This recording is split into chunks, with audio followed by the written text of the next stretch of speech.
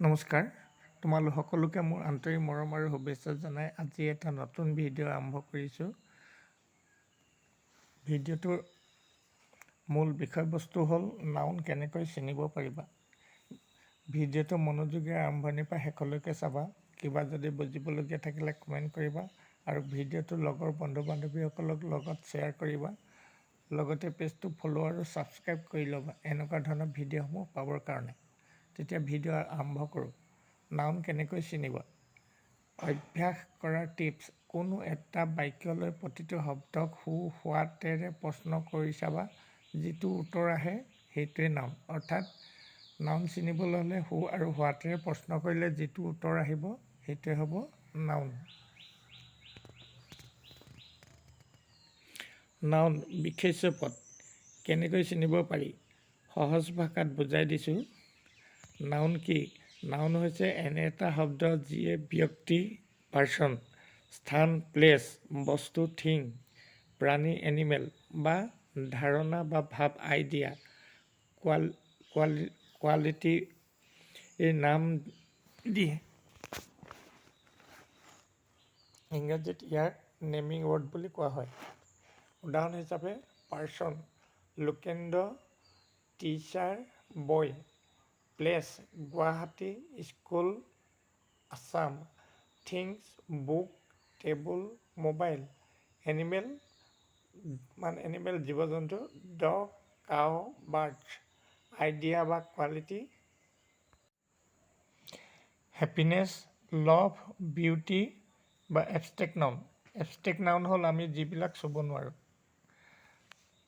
Noun চিনাৰ সহজ উপায়সমূহ হ'ল প্ৰেক্টিকেল টিপছ: হু বা হোৱাতে প্ৰশ্ন কৰিলে, বাক্যৰ কোনো এটা শব্দৰ আগত হু আৰু হোৱাতেৰে প্ৰশ্ন সুধিলে যিটো উত্তৰ হ'ব তেন্তে সেইটোৱে হ'ব নাউন। যেনে উদাহৰণ হিচাপে ৰাহুল ইজ প্লেয়িং। আৰু যদি আমি হু লগাই প্ৰশ্ন কৰোঁ, হু ইজ প্লেয়িং ৰাহুল বুলি, এনচাৰটো হ'ব ৰাহুল আৰু সেইটোৱে হ'ব noun. The book is on the table. What is on the table. What বুলি প্ৰশ্ন সুধিলে what is on the table, অৰ্থাৎ উত্তৰটো হ'ব বুক আৰু এই বুকটোৱে হ'ব নাউন। গতিকে আমি হু আৰু হোৱাতেৰে প্ৰশ্ন কৰিলে যিটো উত্তৰ হ'ব সেইটোৱে নাউন।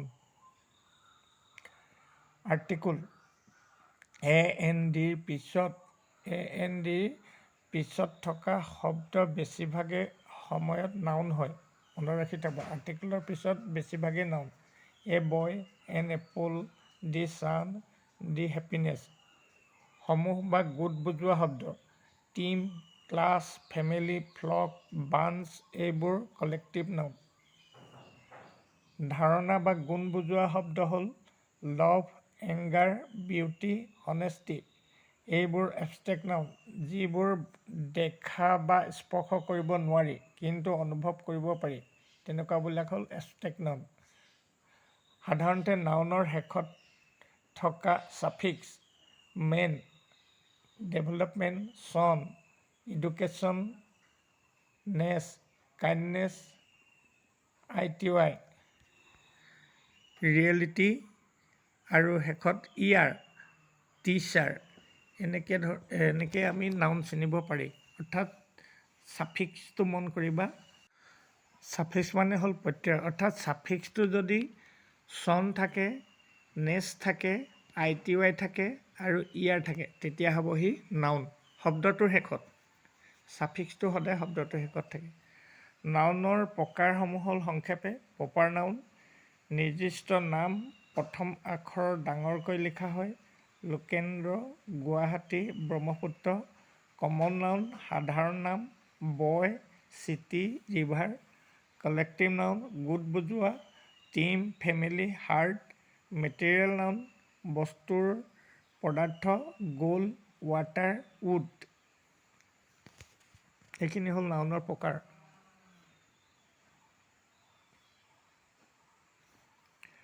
এবষ্ট্ৰেক্ট নাউন, ভাৱ গুণ, অৰ্থাৎ আমি যিবোৰ চুব নোৱাৰোঁ অনুভৱহে কৰিব পাৰোঁ। Happiness, freedom, beauty. Countable noun, গণনা কৰিব পৰা। One book, 2 books, uncountable noun গণনা কৰিব নোৱাৰা, ৱাটাৰ, ৰাইচ, ইনফৰমেশ্যন এইবিলাক হ'ল আনকাউণ্টেবল নাউন। অসমীয়া বাক্যত উদাহৰণ: লোকেন্দ্ৰ অসমীয়া শিক্ষক প্ৰপাৰ নাউন। মোৰ ঘৰত এটা কুকুৰ আছে কমন নাউন। পৰিয়ালটো একেলগে আহিল কালেক্টিভ নাউন। তেওঁৰ সুখ দেখি মই আনন্দিত হৈছোঁ এবষ্ট্ৰেক্ট নাউন।